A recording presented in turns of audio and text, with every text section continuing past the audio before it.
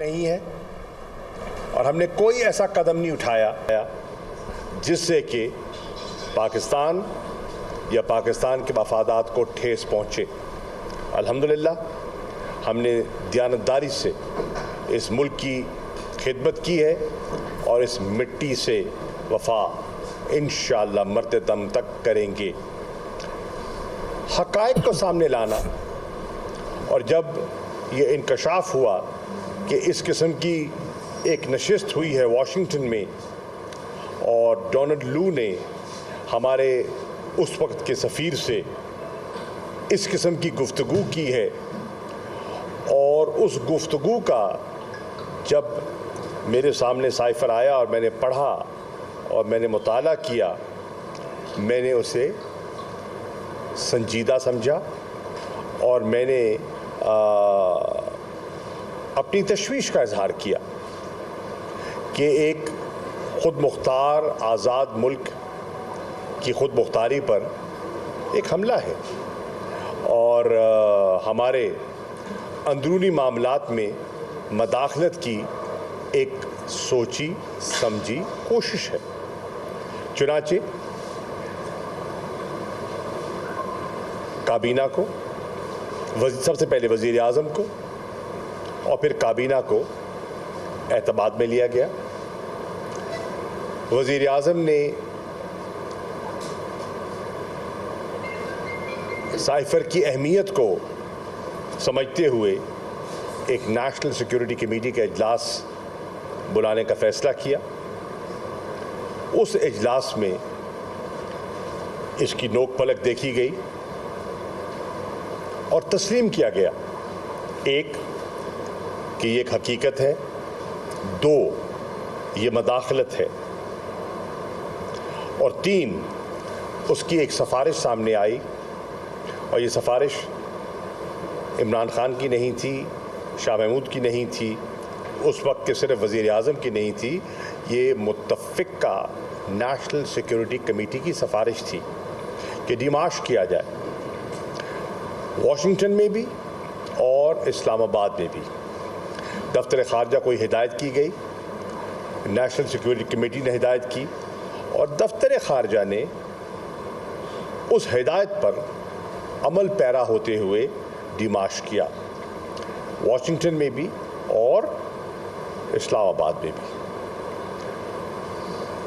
ہم نے، اور آپ نے دیکھا جو سو کالڈ آڈیو لیکس سامنے آئی ہیں، عمران خان نے اس وقت بھی ذمہ داری کا مظاہرہ کیا اور یہ ہدایت پاس کی کہ اس پر ہم نے کوئی نام نہیں لینا، اور نہ ہی ہمارا مقصد تھا کہ ہم کسی ملک کو اور کسی ملک کے ساتھ اپنے تعلقات کو اس میں بگاڑ پیدا کریں۔ یہ پاکستان کے مفاد میں نہ تھا نہ ہے، لیکن پاکستان کے معاملات کا دفاع کرنا، اور اگر کوئی قوت ہمارے ملک کے خلاف کوئی مداخلت کرتی ہے یا اس کا ہمیں یہ خدشہ ہوتا ہے تو اپنا دفاع کرنا ہمارے فرائض میں شامل ہے، اور ہم نے وہی کیا۔ کابینہ نے بھی اس کے بارے میں اپنی ایک رائے قائم کی اور اس ڈاکیومنٹ کو جو ان کے سامنے اس کے خط و خال رکھے گئے، اس کی اہمیت سے انہوں نے اس کا اعتراف کیا۔ آج حکومت ہم پر مقدمات قائم کرنا چاہتی ہے، شوق سے کرے، ہمارا دامن صاف ہے اور ہم بالکل جواب دہ ہوں گے، اور انشاءاللہ ہیں۔ کوئی چیز ایسی نہیں کی جس سے پاکستان کے مفادات کو نقصان ہو، وہی کیا جو ہمیں کہا گیا۔ ریکمنڈیشن آئی، ڈپلومیٹک سرکل سے ریکمنڈیشن آئی، نیشنل سیکیورٹی کمیٹی سے ریکمنڈیشن آئی، اور اس کو فالو کیا گیا۔ عمران خان صاحب نے حد الوسع کوشش کی کہ اس کو نام نہ لیا جائے، پر جب آپ ڈیمارش کرتے ہیں اور جب ڈیمارش کرتے ہیں تو آبویسلی جب جس ملک کو ڈیمارش کرتے ہیں تو بات تو سامنے آ گئی کہ یہ مراسلہ کہاں سے آیا، اور وہ پھر ایک حقیقت ہے جو قوم کے سامنے آ چکی۔ سوال اٹھتا یہ ہے کہ آج ایک معاملہ دوبارہ اٹھانے کی کوشش کیوں کی جا رہی ہے؟ آپ کو یاد ہے عمران خان صاحب نے اور ہم نے بھی پارلیمان کی اہمیت کو اور اس کی خود مختاری کو تسلیم کرتے ہوئے اسپیکر صاحب کی خدمت میں مراسلہ بھیجا اور انہیں کہا کہ ایوان کے سامنے پیش کیا جائے۔ ہم نے کہا کہ اس معاملے کی بالکل چھان بین ہونی چاہیے، اور چیف جسٹس صاحب کی خدمت میں بھی ایک مراسلہ بھیجا گیا، ایک کانفیڈینشیل لیٹر ان کی خدمت میں پیش کیا گیا۔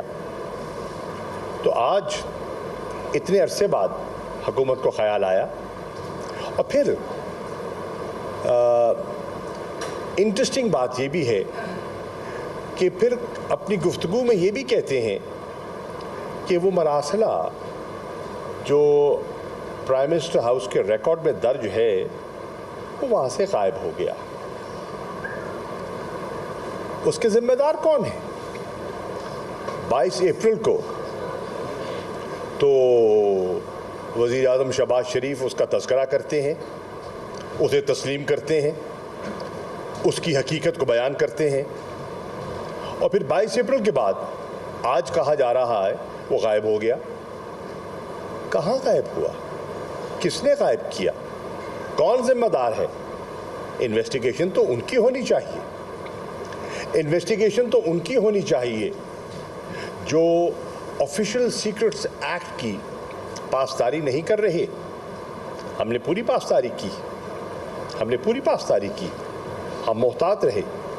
مجھے بہت سے لوگوں نے سوالات کیے، میں نے جواب نہیں دیا، جانتے ہوئے کہ یہ معاملہ کتنا حساس ہے۔ آپ بتائیے کہ آپ کا مراسلہ آپ کی ناک کے نیچے سے نکل گیا، ذمہ دار کون ہے؟ آپ بتائیے کہ آپ کے پرائم منسٹر ہاؤس کی جتنی گفتگو ہے وہ آج پبلک نالج ہو گئی ہے اور اس کی ریکارڈنگز چل رہی ہیں، اس کا ذمہ دار کون ہے؟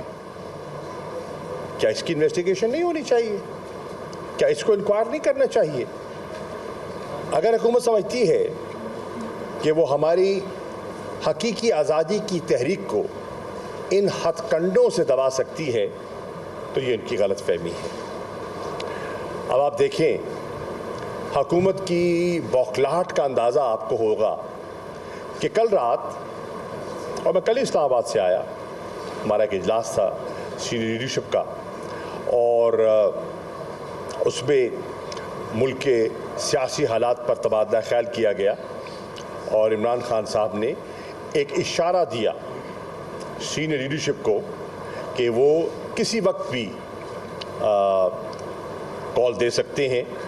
چنانچہ پارٹی کو اور پارٹی کے کارکنوں کو پورے پاکستان میں تیار رہنا چاہیے کہ شارٹ نوٹس پر بھی ان پر یہ ذمہ داری ڈالی جا سکتی ہے، اور انہیں اپنا کردار ادا کرنا ہوگا ملک کو ان جو اس امپورٹڈ حکومت سے نجات دلانے کے لیے، اور جو مسلسل قوم کو معاشی دلدل میں دھکیل رہی ہے، ان سے چھٹکارا حاصل کرنے کے لیے۔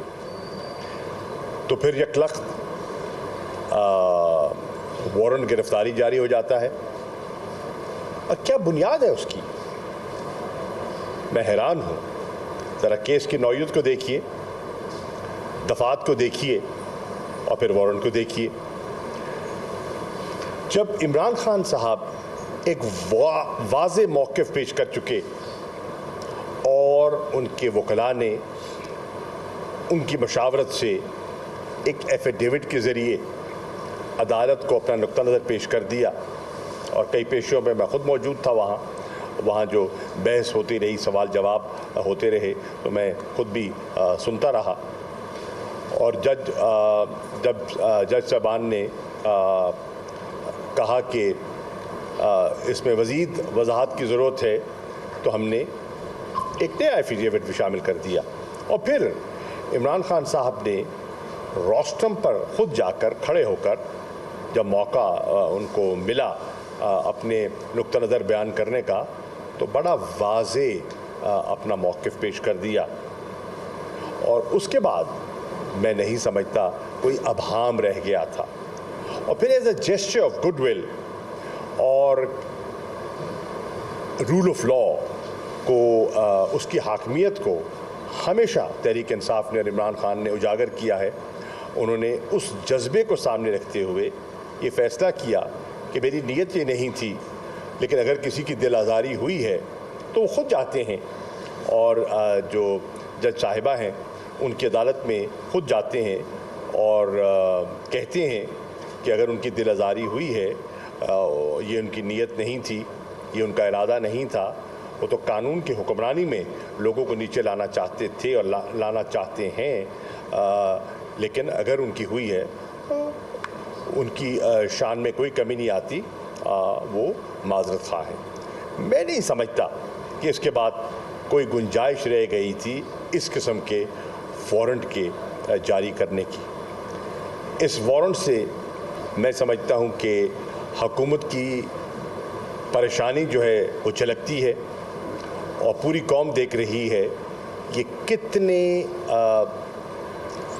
पैनिक स्ट्रिकन हैं, ये कितने घबराए हुए हैं। इन्हें समझ नहीं आ रही कि वो आगे बढ़ें तो कैसे बढ़ें। सियासी तौर पर भी ये एक बंद गली में जा चुके हैं और माशी तौर पर इन्होंने मुल्क का सत्यानाश कर दिया।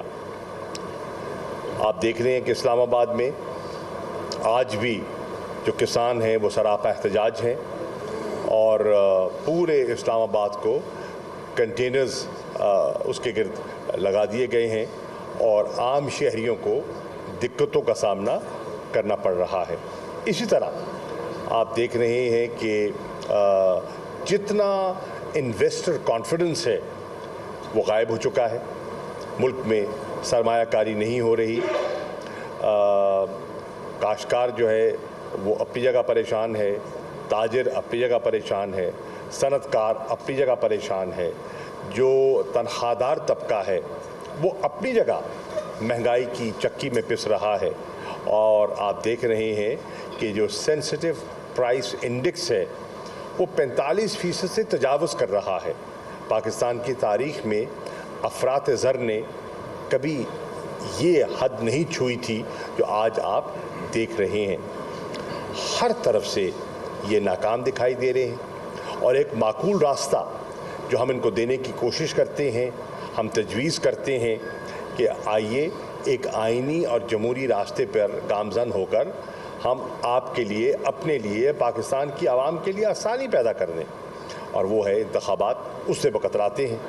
क्यों कतराते हैं? शायद उनको इस वक्त आवाम का सामना करने की उनमें जुर्रत नहीं है। मकसद उनका लोगों की इदारों की इस्लाह नहीं है। मकसद उनका आवाम को सहूलत पहुंचाना या लोगों को रिलीफ देना न था न है। मकसद अपने करप्शन पर पर्दा डालना था, अपने जो करप्शन के नैब के केसेस हैं उनको उनसे छुटकारा हासिल था, और उसमें काफ़ी हद तक वो एक कानून साजी करके कामयाब हुए। उस कानून को, जो कानून साजी की है, तहरीक इंसाफ ने उसको चैलेंज कर रखा है और हम अदालत उस्मा गए हैं और हम समझते हैं कि ये कॉन्फ्लिक्ट ऑफ इंटरेस्ट था जिसका उन्होंने अमली मुजाहरा किया है, और सुप्रीम कोर्ट को इसे देखना चाहिए कि क्या ये लेजिस्लेशन उनकी नज़र में दुरुस्त भी है या नहीं है।